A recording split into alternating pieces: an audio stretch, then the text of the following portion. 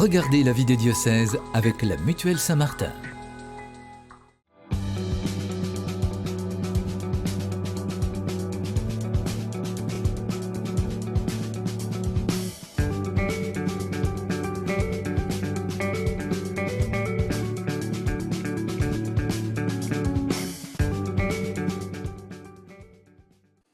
Bonjour à toutes et à tous et bienvenue dans la vie des diocèses sur KTO Télévision et KTO Radio, une émission enregistrée depuis les studios du Sanctuaire de Lourdes à l'occasion de l'Assemblée des évêques de France.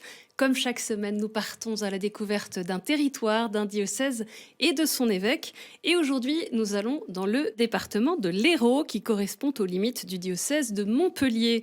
Dans cette édition, il sera question des nombreuses initiatives de la mission étudiante à Montpellier et on parlera d'une nouvelle proposition de formation pastorale et spirituelle. Quelques mots pour commencer sur le département de l'Hérault qui se caractérise par sa richesse géographique. Le département adossé aux Cévennes descend par paliers successifs depuis le rebord méridional du Massif central vers la mer Méditerranée où il bénéficie de 87 km de littoral. Montpellier constitue un pôle étudiant important, on y reviendra. C'est un département dynamique et attractif, mais avec un taux de chômage élevé et des fragilités sociales réelles qu'on peut constater autant dans les grandes villes de Montpellier et de Béziers que dans l'arrière-pays rural. L'Hérault fait ainsi partie des départements les plus pauvres de France. Pour parler du diocèse de Montpellier aujourd'hui, je reçois son évêque, Monseigneur Norbert Turini. Bonjour Monseigneur. Bonjour chère Honorine, bonjour aussi aux téléspectateurs et téléspectatrices de KTO et aux auditeurs, de KTO et auditrices de KTO Radio que je salue chaleureusement. Alors pour commencer Monseigneur, je vous propose de nous décrire le diocèse dont vous avez la charge. C'est la première fois que vous venez comme archevêque de Montpellier. Qu'est-ce que vous pourriez nous dire pour nous présenter ce diocèse de Montpellier ? Alors il y a dans le diocèse de Montpellier une disparité, bien sûr, vous l'avez évoqué déjà dans la présentation, entre d'une part cette mégapole qui est Montpellier et qui ne finit pas de s'agrandir vers le sud. Bon, il y a également aussi la ville de Béziers qui, elle aussi, se développe. Et puis, il y a tout un arrière-pays qui est, comme dans beaucoup de diocèses ruraux, donc très marqué par la diminution du nombre d'habitants. Voilà. Et puis, il y a aussi ce littoral méditerranéen que vous avez décrit, de 85 km. Donc, ça veut dire qu'on jongle un petit peu sur plusieurs types de paysages. Un monde très urbain avec Montpellier. Et quand on vit à Montpellier, en fait, on peut se suffire à soi-même. Voilà. Et même, y compris pour l'évêque. On a tout ce qu'il faut sur Montpellier, on n'a besoin de personne d'autre, etc. On est bien dans cette grande ville. Mais en même temps aussi, ces territoires ont aussi besoin d'être visités, d'être accompagnés, d'être soutenus. Voilà, c'est la raison pour laquelle je fais des visites pastorales et que je prends un plaisir tout particulier à découvrir non seulement les paysages magnifiques des Cévennes que vous avez évoqués, mais également aussi de visiter donc les prêtres et les communautés chrétiennes. Bon. Et puis toute une pastorale particulière donc sur le littoral. Voyez, donc on a à la fois la mer, on a les Hauts-Cantons. Et puis, ces deux grandes villes, et surtout Montpellier, qui comptent quand même presque 500 000 habitants avec l'agglomération. J'en profite pour donner quelques chiffres caractéristiques du diocèse. C'est donc une population de quasiment 1,2 million d'habitants, 42 ensembles paroissiaux, 87 établissements dans l'enseignement catholique. Le diocèse compte 214 prêtres, dont 114 ont moins de 75 ans. 37 diacres permanents et 15 séminaristes. Il y a 22 congrégations féminines et 9 masculines et un institut séculier et 42 laïcs en mission ecclésiale. Ce ne sont que des chiffres, mais ça donne déjà une idée un petit peu des forces vives qui composent le diocèse. Et puis, vous concernant, Monseigneur Norbert Turini, je rappelle à nos téléspectateurs et auditeurs que vous êtes archevêque de Montpellier depuis 2022, que vous êtes né en 1954 à Cannes, dans les Alpes-Maritimes, ordonné prêtre en 1982 pour le diocèse de Nice. Parmi tous vos ministères, j'ai noté que vous avez été visiteur de prison pendant 16 ans et que ça a été une mission qui vous a marqué. Et puis vous avez été évêque de Cahors de 2004 à 2014, puis évêque de Perpignan-Aisne de 2015 à 2022, donc habitué des diocèses du Sud. Et vous êtes actuellement président du Conseil pour les relations interreligieuses et les nouveaux courants religieux. Je termine avec la mention de votre devise épiscopale, aimer, évangéliser, servir. On va reprendre tout ça ensemble. Pour commencer, puisque nous sommes à Lourdes et que ça fait partie des sujets qui sont évoqués avec les évêques de France, Peut-être un mot sur la relation avec l'islam, avec les musulmans, puisque vous faites partie du conseil qui a en charge plus particulièrement cette dimension-là. Qu'est-ce que vous voudriez nous dire sur ce dialogue avec les musulmans? J'ai envie de dire en commençant que une identité religieuse qui n'entretient pas de rapport avec l'altérité, c'est-à-dire avec les autres religions, peut devenir ou même devient meurtrière. Voilà. Et c'est tout le sens, je pense, du dialogue interreligieux, quoi. C'est-à-dire que apprendre, je vais dire à un niveau même très basique, apprendre à se parler, bon, à se connaître, à s'estimer, apprendre à fraterniser malgré nos différences. Voilà, dans le contexte actuel, ça me semble être un très beau signe. Voilà. Et puis, comme vous le savez, donc, le dialogue interreligieux, et c'est Saint Jean-Paul II qui l'a dit dans Redemptoris Missio, fait partie de la mission évangélisatrice de l'Église, et lui-même, ainsi que ses successeurs, le pape Benoît et le pape François, bon, l'illustrent bien. Voilà. Je pense en particulier aux documents sur la fraternité humaine. Bon, je pense au voyage d'Assise de Saint Jean-Paul II et du pape Benoît XVI, ainsi que donc les visites dans les synagogues et dans les mosquées. Voilà, Donc c'est pas une option pour les chrétiens. C'est pas une option, c'est vraiment dans l'ADN de notre vie ecclésiale. Voilà, au niveau de l'Église universelle, comme tant aussi au niveau de l'Église locale, de nos diocèses.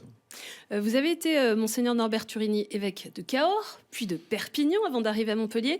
Et tout cela, j'ai découvert ça, vous a conduit très naturellement à devenir amateur de rugby. Qu'est-ce que vous appréciez dans ce sport? Alors, moi, ce que j'appréciais beaucoup dans le sport, si vous voulez, c'est l'esprit d'équipe.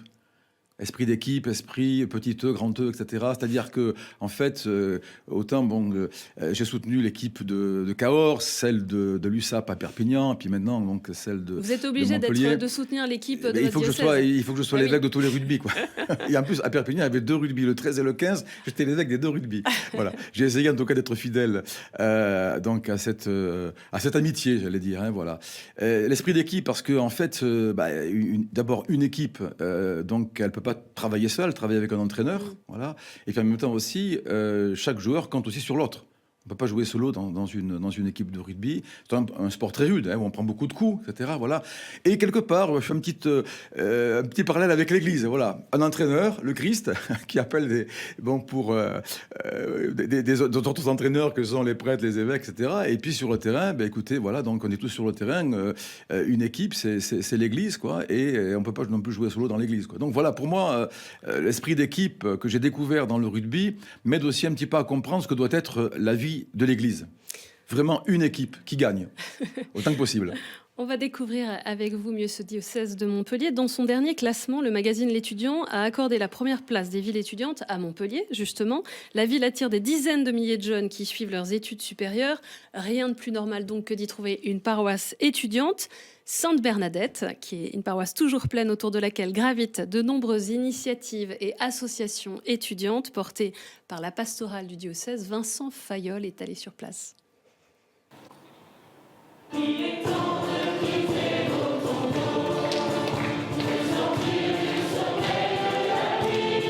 Comme tous les dimanches soirs, l'église de la paroisse étudiante de Sainte-Bernadette est remplie pour la messe. Située à quelques pas de l'université Paul-Valéry de Montpellier, la paroisse est au cœur de nombreuses propositions pastorales par et pour les étudiants. Une chance pour Chloé, étudiante en psychologie. Un étudiant, quand il va changer de ville pour ses études, il va être perdu. Il ne va pas savoir où aller, il va chercher des paroisses, il va chercher où s'orienter. Et le fait qu'il y ait un lieu propice à cela, ça va lui permettre déjà de faire de la rencontre, de voir que ce n'est pas le seul catho perdu dans sa fac de lettres, non seulement de un, et de deux, de pouvoir s'ancrer dans sa foi. On quitte le nid familial pour pouvoir venir ancrer sa foi, avoir sa foi d'adulte. On a des âges qui sont décisifs, et donc je pense que le fait d'avoir des groupes, plusieurs propositions, d'avoir toutes ces choses qui sont proposées, ça va permettre une rencontre avec Dieu. Groupe de prière, aumônerie, pèlerinage, les initiatives ne manquent pas. En face de l'église se trouvent les locaux de Cap Missio. Fondée en 2015 par le père René Luc et l'évêque de l'époque, Monseigneur Carré, cette école d'évangélisation propose à une dizaine de jeunes de prendre une année pour se former à la mission. C'est le cas de Théodore, étudiant en école d'ingénieur à l'INSA de Lyon. Ça peut être des missions de rue où on aborde les gens dans la rue, mais il y en a une qui s'appelle Une lumière dans la nuit, qui se passe une fois par mois, le samedi soir. Et donc là, on ouvre les portes d'une église qui s'appelle l'église Saint-Roch. L'enjeu, c'est de faire entrer le maximum de personnes dans cette église Et on leur propose une petite démarche toute simple, de prendre une bougie, d'écrire une intention de prière sur un papier, d'aller déposer la bougie et l'intention au pied de l'autel et de tirer un verset de la Bible. Pour Zoé, étudiante en orthophonie à Paris, cette pause dans la vie étudiante permet de mettre sa foi au cœur de sa vie. Dans ma vie d'étudiante, en fait, on va voir des copains, on révise nos cours, on a les stages. Et en fait, on a très peu de temps pour pouvoir ancrer notre foi. Et donc, c'est vraiment ça que je voudrais garder en rentrant à Paris pour ma 4e année d'orthophonie. C'est d'avoir ce rite de prière, cette habitude de penser à Dieu et de mettre vraiment les vertus théologales, foi, espérance, charité au quotidien dans ma vie, quoi. La paroisse est aussi le quartier général de la mission étudiante de Montpellier qui vient en aide aux étudiants dans le besoin. Ce matin, ils font une réunion de suivi, comme nous l'explique Nathalène, étudiante en histoire de l'art. Les 2 missions principales, c'est le logement et les prêts financiers. Et donc, en réunion, on met à jour, on se tient au courant, on demande des nouvelles aux étudiants qui nous ont contactés pour avoir notre aide. Noémie Vigier est coordinatrice de la pastorale des étudiants du diocèse et vice-présidente de la mission étudiante. Pour elle, l'engagement des étudiants est bénéfique pour leur développement. Le but, c'est d'accompagner les étudiants dans leur croissance, à prendre des initiatives, à oser et à aller vers d'autres étudiants. Et je pense que ça, c'est une grande force. Montpellier compte plus de 80 000 étudiants, de quoi encourager le diocèse à continuer de porter leurs initiatives. Monseigneur Norbert Turini, on vient de découvrir ensemble ce reportage. La mission étudiante à Montpellier, elle a justement une mission qui est très large. Bien sûr, il y a l'annonce de la foi, l'évangélisation, mais aussi une dimension de solidarité. Et on sait combien la vie étudiante, c'est un moment de précarité pour une partie des jeunes. Exactement, il y a beaucoup d'étudiants, effectivement, qui sont en situation précaire. Et justement, une des missions donc, des étudiants, c'est effectivement d'être attentif, de repérer d'autres de leurs camarades en difficulté. Et il y a tout un service aussi de solidarité qui s'organise autour de Sainte-Bernadette, autour de l'aumônerie étudiante, justement pour répondre à leurs besoins. On ne peut pas laisser quelqu'un, si vous voulez, s'il y a un devoir de charité, j'allais dire de fraternité et d'amour, on ne peut pas laisser quelqu'un dans le besoin, surtout en monde étudiant. Voilà. Et donc la mission étudiante répond aussi à l'un de ces objectifs-là, qui est effectivement la solidarité. Oui. Et dans l'Hérault, je le disais en présentation du département, se cachent de nombreuses fragilités sociales. Parmi les réalités qui vous tiennent à cœur, il y a la halte solidarité et les maraudes avec l'Ordre de Malte. Et ce sont des réalités que vous connaissez bien. Oui, pour comprendre de l'intérieur ce qu'est la halte et ce que sont les maraudes de l'Ordre de Malte, j'ai voulu moi-même y participer. C'est-à-dire que j'essaye une fois par mois de participer donc au petit déjeuner qui sont servis à la halte solidarité et d'y venir comme bénévole une fois par mois. Et ça s'adresse à qui sont alors, les bénéficiaires? La halte solidarité, c'est vraiment des gens de la rue, quoi. Voilà. Donc les portes sont ouvertes et les gens de la rue viennent avec leurs chiens, sans leurs chiens, etc. Pour un petit déjeuner, mais aussi en même temps parce qu'il y a un dispensaire avec des médecins et des infirmiers, infirmières. Donc, c'est l'association Santé Solidarité qui l'anime. Et donc, ils viennent aussi faire soigner leurs bobos et puis leurs maladies, hein, parce qu'il y a des maladies qui sont spécifiques aux gens de la rue. Donc là, ils sont accueillis. Ils sont accueillis pour un petit déjeuner, ils sont accueillis pour un repas, ils sont accueillis pour une douche. On peut aussi, donc il y a une lingerie. Bon, ils peuvent aussi, il y a un petit chenil pour leurs chiens, etc. Enfin voilà, on essaye de créer un lieu convivial, voilà, où ils se sentent vraiment chez eux et où ils se sentent accompagnés. Pour moi, c'est une bouffée d'oxygène de pouvoir vivre cette expérience-là donc avec eux, quoi. Et puis aussi l'accueil Saint-Martin, qui est un accueil d'urgence. Un accueil d'urgence parce qu'on avait quelques SDF qui, la nuit, donc logeaient dans les locaux de Saint-Vincent-de-Paul, puisqu'il faut savoir que la solidarité, c'est 3 associations, Secours catholique, Saint-Vincent-de-Paul, et puis également donc Santé Solidarité, et que Saint-Vincent-de-Paul a effectivement hébergé la nuit quelques SDF, un peu de manière illégale, il faut le dire la vérité. Donc moi, j'ai souhaité qu'on puisse mettre à disposition dans un quartier de Montpellier, le quartier Saint-Martin, donc des bâtiments que nous avons, pour que là, vraiment, il y ait un accueil digne de son nom pour les personnes de la rue et qui n'ont pas où dormir la nuit. L'hospitalité, la fraternité, ce sont des notions importantes pour vous. Elles sont développées dans la lettre pastorale que vous avez publiée le 1er octobre dernier. Ben vous voyez là, on vient de l'évoquer à l'instant. Si vous voulez, je pense que l'accueil à la halte Saint-Vincent, c'est vraiment un accueil fraternel. On essaye d'être frères des autres, pas au supérieur à eux, mais d'être frères, donc de parler d'égal à égal, d'être frères en Christ. d'être frère en Christ. Et en même temps, il ne peut pas y avoir de fraternité s'il n'y a pas d'hospitalité, si on ne trouve pas les moyens, par exemple, pour accueillir effectivement ces gens de la rue, qui sont d'ailleurs de divers âges. Ça va depuis des jeunes qui ont l'âge d'être étudiants à des personnes âgées. À la maison diocésaine de Montpellier, la Villa Maguelone, nous avons rencontré l'abbé Jean-Sébastien Strumia, vicaire épiscopal à la formation. Il est notamment en charge de la formation pastorale et spirituelle, créée récemment, qui s'adresse aux laïcs, étudiants ou non, comme aux prêtres. On l'écoute. Ça va faire maintenant 3 ans que s'est constitué le service diocésain de la formation pastorale et spirituelle, avec 3 grands axes. Le premier axe, c'est pour celui des paroisses et des laïcs qui sont engagés dans ces paroisses. Le deuxième, c'est le centre d'études Guillaume de Gélone, qui est une antenne de la faculté de théologie de l'Institut catholique de Toulouse.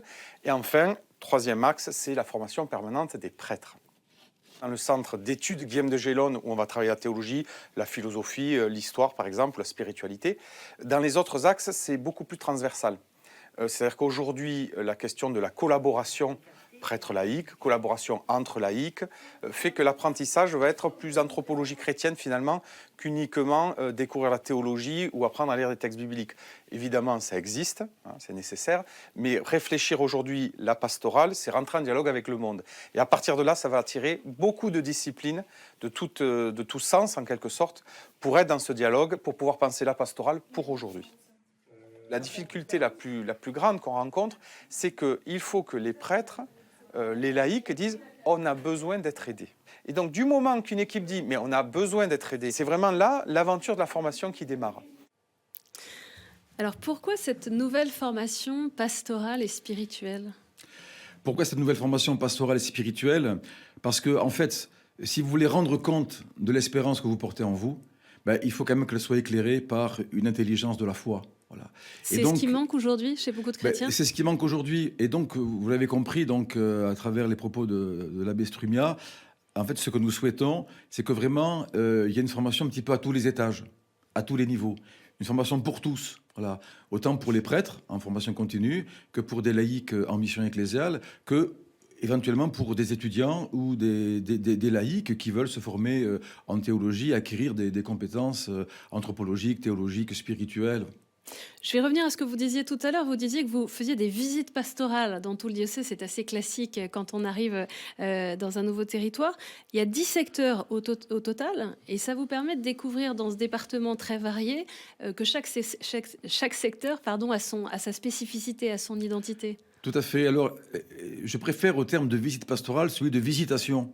Parce qu'en fait, je ne vais pas faire une inspection. Alors dites-nous pourquoi vous parce que en fait, terme. Comme Marie qui s'émerveille, dans la lettre pastorale d'ailleurs comme Marie aussi. qui s'émerveille donc du travail que le Seigneur accomplit en elle et dans le cœur d'Élisabeth, moi d'abord je commence par m'émerveiller du travail de l'Esprit Saint qui est vécu et j'essaie toujours dans les visites pastorales de mettre en valeur, de mettre en exergue, j'allais dire, le meilleur de ce qui se passe. Ce qui se fait de beau, ce qui se fait de beau, parce que souvent on dit oui, mais alors on est moins nombreux. Mais je dis oui, attendez, mais regardez ce que vous avez fait avec les enfants, mais regardez ce que vous avez fait pour les gens qui sont plus défavorisés, regardez ce que vous faites pour les malades, regardez ce que vous faites pour les familles en deuil, regardez... Je montre toujours ce que les communautés font de bien. Et je fais pareil aussi avec les prêtres. Donc, pour moi, vraiment, c'est rendre grâce. Et je leur dis, je viens rendre grâce chez vous des merveilles que Dieu a déjà accomplies, qu'il va continuer à accomplir. Après, le reste, on en parlera. Mais c'est d'abord ça, c'est ce regard positif, je crois. Et pour moi, la visite pastorale, c'est un regard positif sur les paroisses que je visite. Et en même temps, je tiens absolument que pendant ces visites, je puisse rencontrer aussi les acteurs de la vie locale. Je me suis rendu compte, après 19 ans d'épiscopat, j'ai quand même pas mal d'heures de vol maintenant, je me suis rendu compte quand même que pendant mes 19 ans d'épiscopat, lorsque par exemple on visitait une entreprise, lorsque on rencontrait donc le secteur associatif, le milieu sportif, le monde des jeunes, etc., eh bien, les gens sont heureux que l'Église s'intéresse à ce qu'ils vivent, et à ce qu'ils font, et à ce qu'ils sont. Voilà. Et donc, pour moi, la visite pastorale, elle est complète que si effectivement il y a eu ce rendez-vous avec les chrétiens, mais en même temps aussi ce rendez-vous avec tous les acteurs de la vie locale. Ça fait un tout, une visite pastorale, ça fait un tout. Je vous propose maintenant, Monseigneur Norbert Turini, de nous mettre à l'écoute des questions de terrain.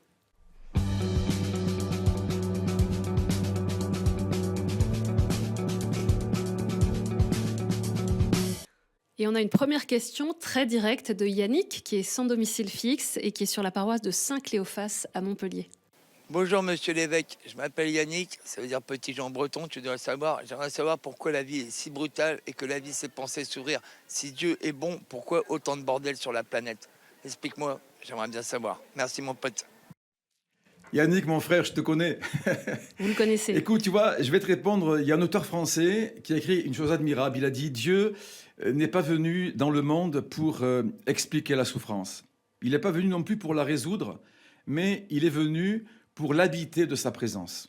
Et je pense que, tu vois, Yannick, à chaque fois qu'un frère te tend la main, à chaque fois que quelqu'un te dit un mot gentil, à chaque fois que quelqu'un fait un geste de charité envers toi, Dieu est présent. Voilà. Et pendant ces moments-là, pendant ces moments de convivialité, ces moments de service, d'amitié, de fraternité et d'amour, eh ben, tu vois, Dieu est présent. Et du coup, ben, il t'aide un petit peu à mettre de côté les souffrances et les épreuves. C'est comme ça que Dieu agit. Dieu n'est pas un magicien qui résout tout d'un seul coup, mais vraiment, hein, dans le regard de l'autre, dans le cœur de l'autre, eh bien, il est là, chez celui qui te tend la main, qui te regarde dans les yeux et qui te dit qu'il t'aime. Merci à Yannick d'avoir osé poser cette question. On va maintenant écouter Philippe, qui est chef d'entreprise à Montpellier. Bonjour, je m'appelle Philippe Pourquier.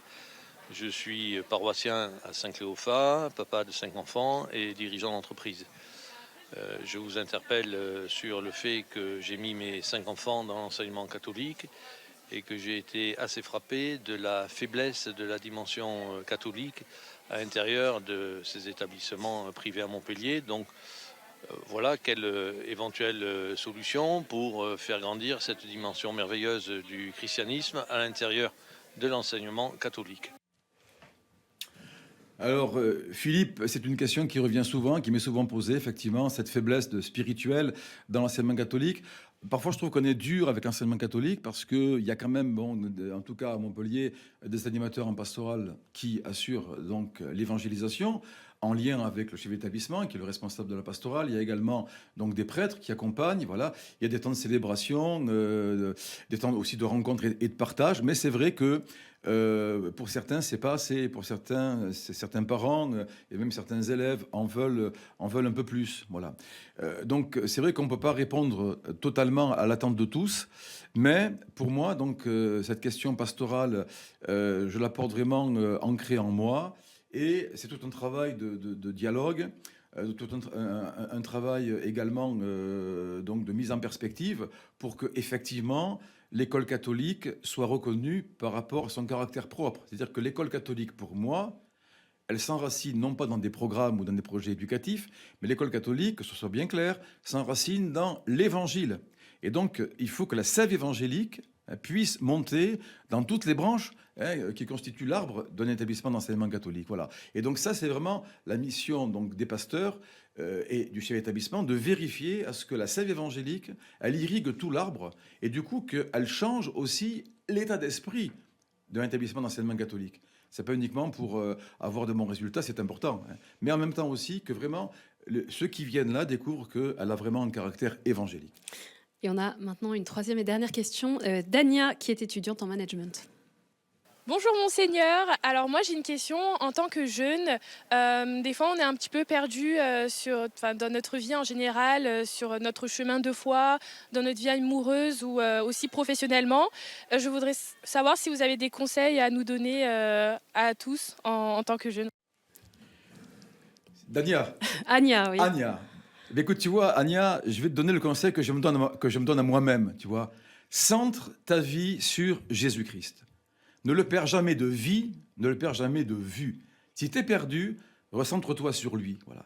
C'est lui qui est notre chemin, notre vérité et notre vie. Je n'ai pas d'autres conseils à te donner, c'est le conseil que j'essaye de me donner à moi-même, et c'est pas toujours facile. Voilà, centre-toi, recentre-toi sur le Christ. Si tu fais ce travail, si tu rentres en relation avec lui, de personne à personne, comme Bernadette l'a fait ici à Lourdes, ou plutôt comme Marie l'a fait à Lourdes avec Bernadette, tu ne seras pas déçu. Et tu verras que le Seigneur, il te trace vraiment un chemin de vie, un chemin d'espérance. Écoutez, Monseigneur Norbert Turini, ce sera déjà le mot de la fin. C'est vrai. C'est déjà le mot de la fin. Merci d'être venu sur le plateau de la Vie Avec des plaisir. diocèses depuis Lourdes. Pour en savoir plus sur le diocèse de Montpellier, je vous invite à retrouver le site internet montpellier.catholique.fr où vous retrouverez notamment la lettre pastorale de Monseigneur Norbert Turini. Cette émission est bien sûr à retrouver sur ktotv.com. Merci à chacun d'entre vous pour votre fidélité et rendez-vous la semaine prochaine.